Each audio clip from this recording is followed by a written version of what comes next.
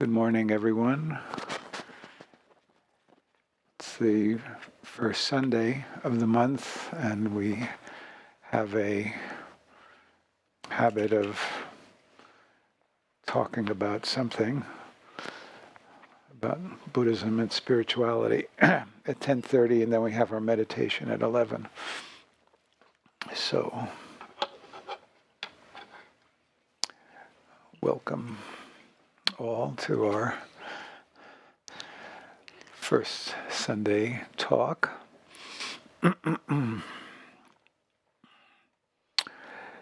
So today is Volunteer Appreciation Day. We're going to have lunch in appreciation of our volunteers, and thought it would be appropriate to say something about service and kindness, the context of our understanding of Buddhist teachings.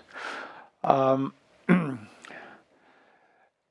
large context of teachings is that we are all ensnared in patterns of reactivity, and that reactivity is driven by a kind of lack of understanding of what reality really is.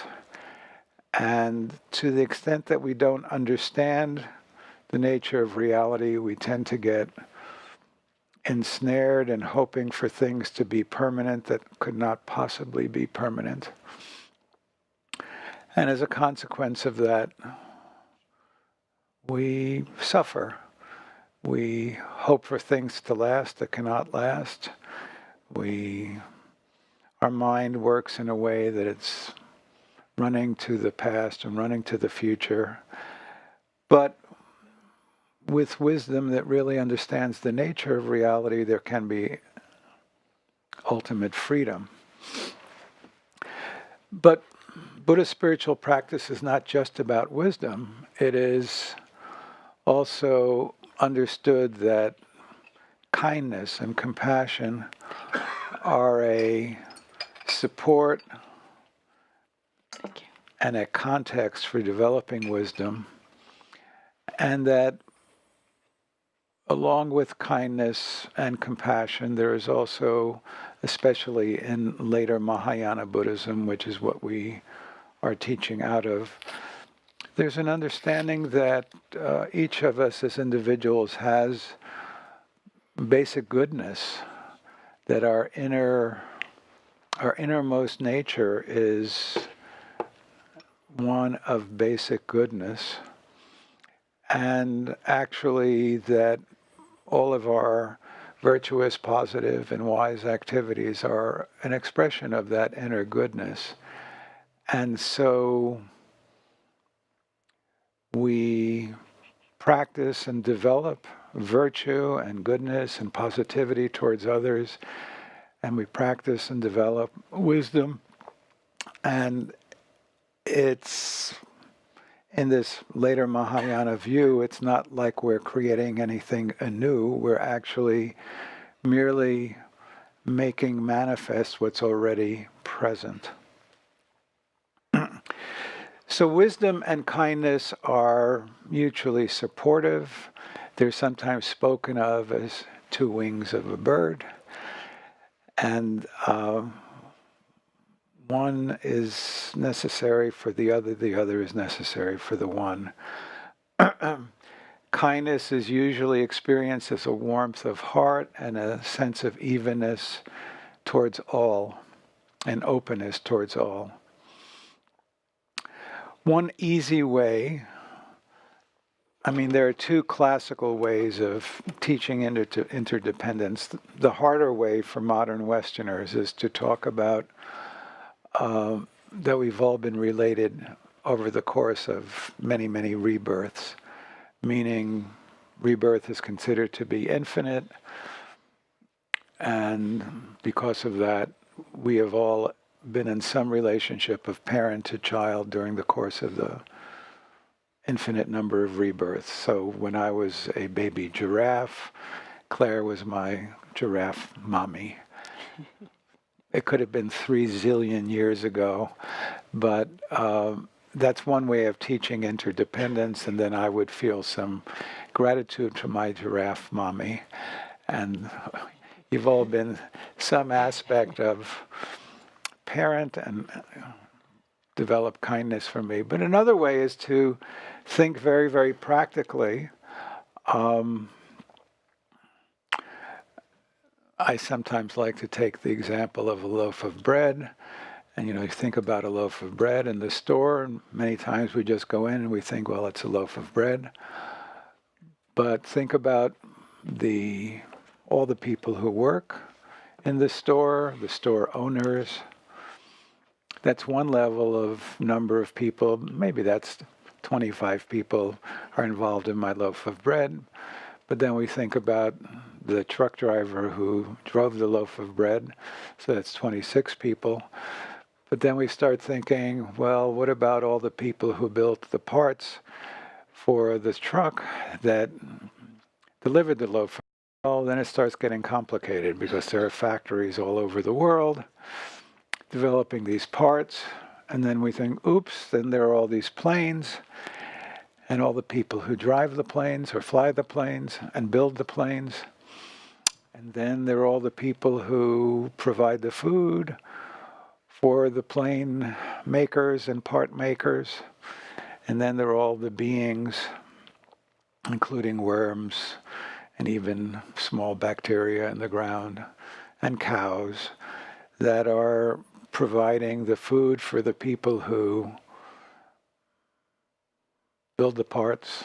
The parts go into the truck, the parts go into the plane that support the delivery of one loaf of bread.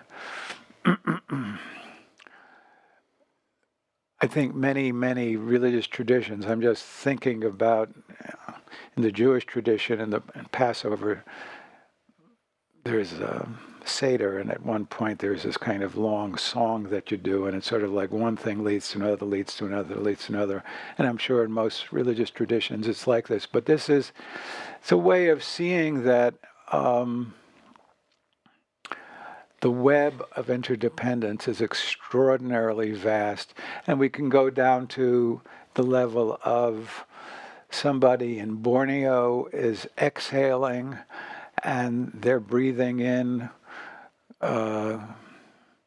oxygen and they're breathing out carbon dioxide, and that carbon dioxide goes to the banana plant, and the banana plant thirstily soaks up that carbon dioxide that individual in Borneo was breathing, and it gives forth bananas, and that supports somebody who's employed at a plant that makes parts.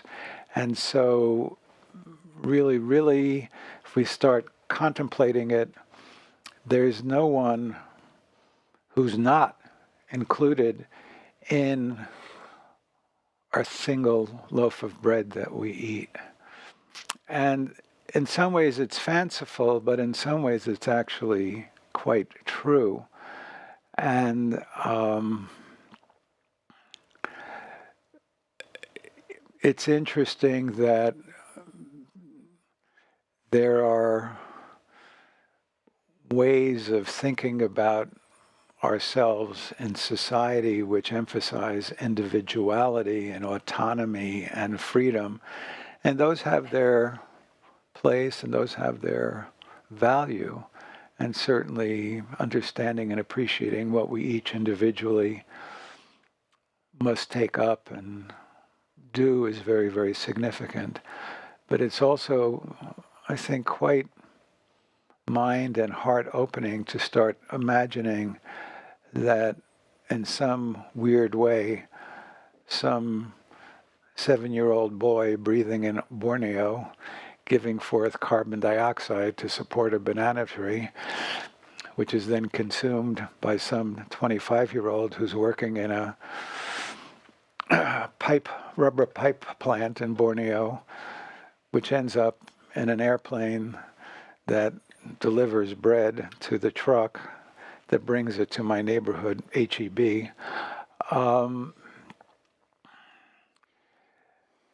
If we can do this with just really some openness of mind and openness of heart, it's very, very conducive to a sense of gratitude. And this kind of realization is very, very, I think, significant spiritually, because it helps us understand that no matter who we are and where we are all interrelated, and we all have some appreciation and sense of gratitude for everyone on this planet, even those who are not intending to help me with my loaf of bread. They're still exhaling, and they're still creating carbon dioxide, and they're still supporting the plants that support everything in this long chain of interdependence. And so, for example, when His Holiness the Dalai Lama has been in Europe and has seen the, questionable whether it will still maintain or not, but when he's seen the European Union, and especially subsequent to all the strife that occurred in Europe in World War II, and he sees that these countries have really sort of developed an appreciation of some sense of interdependence, he really commented that this was a kind of a higher vision of what this planet really needs to be thinking about. How can we interconnect and acknowledge our interdependence? So when we appreciate interdependence, it creates a sense of gratitude. And gratitude in action gets expressed as service. And sometimes people get confused and they think that service needs to be explicitly something of help to others. But really, in practice, this is just kind of an aside, anything we do in Mahayana practice, the great vehicle, the path of practice that we undertake with the motivation that we ourselves, we become Buddhas in order to enlighten all sentient beings and free them, that's considered a great aspiration. If we're cleaning a floor, but we have the attitude, may my activities be dedicated to the benefit and welfare and ultimate enlightenment of all sentient beings, in Mahayana and in our view, that motivation itself is what is creating a vastness of mind and an empowerment, of virtuous empowerment of the mind that really is conducive to understanding the deep nature of reality. It's not like we individually now are going to benefit each and every sentient being. None of us can, but we can, in our labors, have a motivation, whatever the labor is. I'm cleaning a toilet, it's one toilet. May my activity be dedicated to the liberation and enlightenment of all sentient beings. So, with an attitude of gratitude, I won't go to hip-hop just a second. We are going to, when we are embodying and we are practicing and we are going through our daily life, people often wonder, well, how do I practice in daily life? Here I am driving on Highway 59. May my driving on Highway 59, may the merit of this activity be dedicated to the liberation of all sentient beings. The activity itself is pretty neutral. Maybe I'm going to shop. Maybe I'm going to play baseball. Really neutral. I'm going to my baseball game. But by the activity of driving, may all sentient beings be liberated. It's having that motivation, whatever the activity is, allows that to be really become a vast, kind activity, even though the activity itself doesn't seem to be in its very nature related to anything. And so if you're thinking about how to make practice permeate your daily life, one of the things that we can do is take any activity that we do and conjoin it with this attitude of gratitude and really have that perspective that what we're doing is for the sake of all others. So that's a kind of blanket attitudinal adjustment towards all things. And then, of course, some things seem to be actual service, and that's definitely wonderful. And volunteerism is an opportunity for service. And traditionally, supporting those who were giving teachings and instructing us on how to practice and how to understand things more positively and more in line with a life of freedom and liberation, supporting teachings and teachers was considered a very, very high level of kindness, high level of virtue, high level of positivity. In the initial Buddhist teachings, the way things worked is that Buddhist monks were not allowed to actually have any money. The clothing they wore was actually the clothing that convicts, the color of the clothing was the color of the clothing that convicts would wear. The saffron was kind of prison uniform. So they were really kind of outcasts. I mean, these were like combination of outcast hippies and eventually priests, as it were, and like the Catholic Church. But really, they were on the margin of society, and Buddha would go around teaching, and his disciples would go around teaching, and they had a vow of poverty, which included zero money. And they had no way of eating or having clothing. So everything was based on exchange. And the exchange was the teachers taught in whatever way that they could. They were kind to people, but mostly they were instructing them on how to live their lives more in line with freedom. And then the people in the community would support them with food and clothing, and eventually shelter. The way shelter came about was it became clear, and I saw this myself, that during the rainy season, if you were going around begging, in the monsoon season, it's like Times Square of worms in India. It's just like everything's dry for dry, and then it starts raining, and all these worms just like come and you can't, there's no not killing worms during the rainy season if you're walking about. So they decided to try to sit still, and so they needed buildings. And so welcome to the world of Buddhist monasteries, and it required donors to offer such buildings. So there's a very, very deep understanding of the interdependence of the spiritual community and the lay community in traditional Asia, where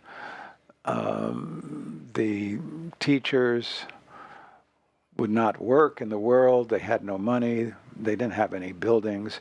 The lay community would provide food, shelter, and clothing, and ability ultimately to print books, so that the teachers could do their work and provide instruction for the community.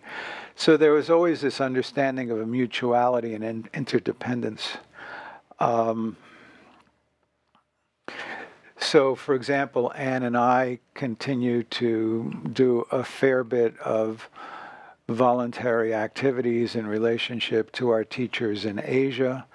There are many nitty-gritty things that I do, for example, down to buying socks for our teacher and sending them over.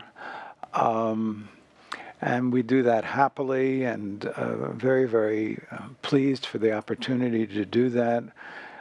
We support them in any numbers of ways, but there's a fair bit of voluntary activity that we do to support our teachers and their communities in Asia. Sometimes they need materials in English that we have produced, so we're very, very happy to produce them for them.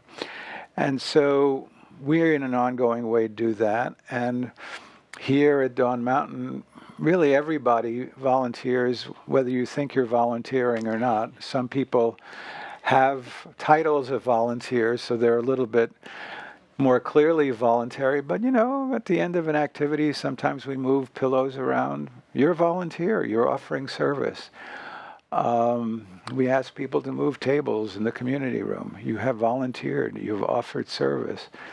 We can't do anything without a community of offering and a community of service. We serve, you serve, we all serve one another. And so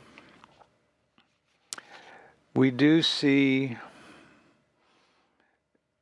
being here as one moment of possibility for really expanding our quality of kindness or opportunities to support something we feel is valuable. You know, when we had the, my namesake hurricane, as I like to call it, people in our community were hit somewhat hard. And so we put out a call for voluntary activity, and it was terrific. I mean, it was very, very touching. We were able to help one another, and you know, that was a great opportunity for us within the community to be kind in very, very concrete ways to those in our community. And so we see service and volunteering as part and parcel of what is possible here. We see it as really part of our spiritual life. It's always been part of Buddhist communal life to offer service, receive service, to understand the interdependence of individuals one upon another. And today, for sure, some of you who are here are long-term volunteers, and we much, much appreciate that. And of course, at lunchtime, more will appear. And we see this as an opportunity today to just highlight how it is that we do serve, in some ways why we serve, how it benefits us to serve. It really does open our hearts and our minds. And we see this as an opportunity to express our gratitude to all of you who do anything whatsoever to help us here, even if it's just to come and share your carbon dioxide. So that's the morning talk. We'll take a break for a few minutes, and then we'll resume with meditation. The book that's going around is so that we can share the kindness and positivity of our practice with the names that you write in the book. It's not an attendance sheet.